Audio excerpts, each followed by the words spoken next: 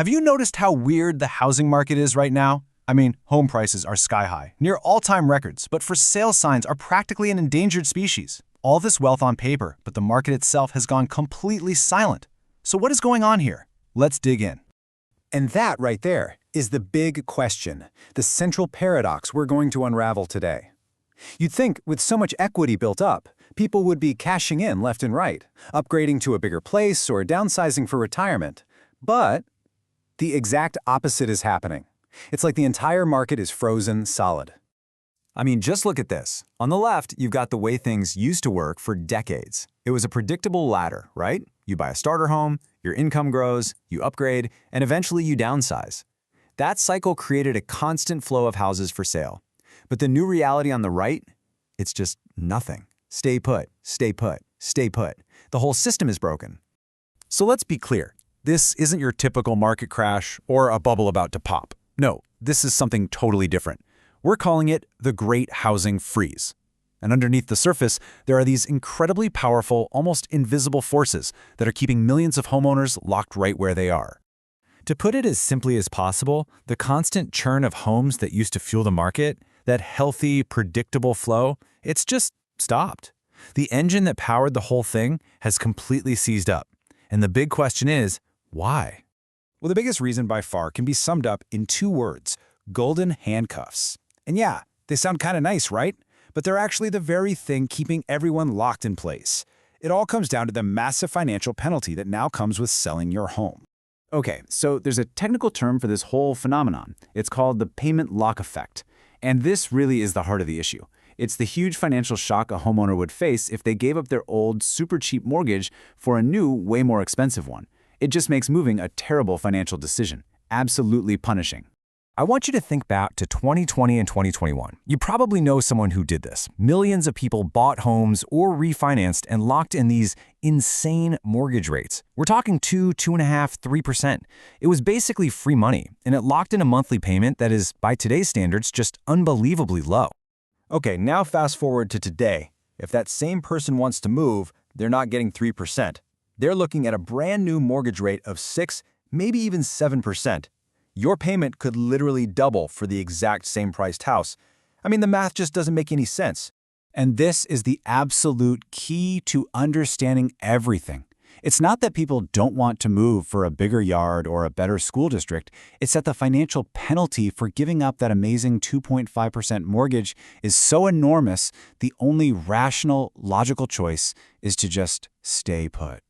Now on top of this payment lock, you've got two other things that have been making it even worse over the long haul. First, remember after the 2008 crash, millions of people got their loans modified, which also locked them into low payments they'd never want to give up. And second, as a country, we kind of stopped building smaller homes within existing neighborhoods, which choked off a natural supply of new houses that used to keep things moving. So all of this together has created this brand new type of homeowner. It's a new archetype that really defines this entire frozen market. We're calling them equity-rich, cash-poor. So let's break down what this person looks like. On paper, they feel rich, right? Their home value has shot through the roof, and their monthly payment is super low, totally comfortable. But here's the catch. Their actual day-to-day cash flow hasn't really changed. All their wealth is trapped inside the four walls of their house. It's not liquid. So they're financially stable, sure, but they are completely and totally stuck. Okay, so when you see all this, it's really easy to think, wow, the market is just completely broken, isn't it? The whole system is just collapsed. But is that really the right way to look at it? Here's a much better way to frame it. The market isn't dead. It's immobilized. The demand is still there. Buyers are still out there. The houses physically exist. The problem isn't a lack of assets. It's a lack of movement. It's just frozen. All right, so if the whole market is frozen solid, how in the world do you thought? Well, this is actually where the opportunity lies, because even in a frozen market, you can find cracks in the ice. You can find places where movement is still happening. You just have to know where to look. You know, the common wisdom, what everyone says, is that the only thing that's going to fix this is if interest rates just magically drop back down to 3%. But let's be real, we could be waiting a very, very long time for that. The real key to unlocking new homes for sale has nothing to do with waiting. No. The secret is understanding that some things in life are more powerful than a spreadsheet. The real source of inventory in this market comes from those big, unavoidable, non-negotiable life events that force people to move whether they want to or not. And what are those triggers? Well, think about it.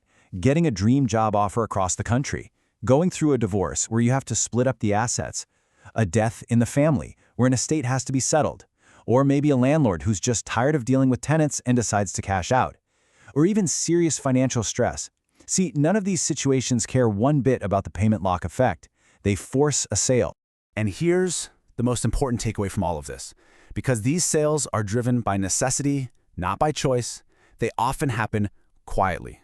They happen before a for sale sign ever goes up on the lawn. The real opportunities in today's market have become invisible. They are happening off-market, and you can only find them if you know how to spot these life transitions. So this really leaves us with one final big question. In a market that is so fundamentally different from anything we've ever seen before, maybe the old ways of doing things, the old places we looked for homes, just don't work anymore. The real question is, are we all looking for opportunities in the wrong places?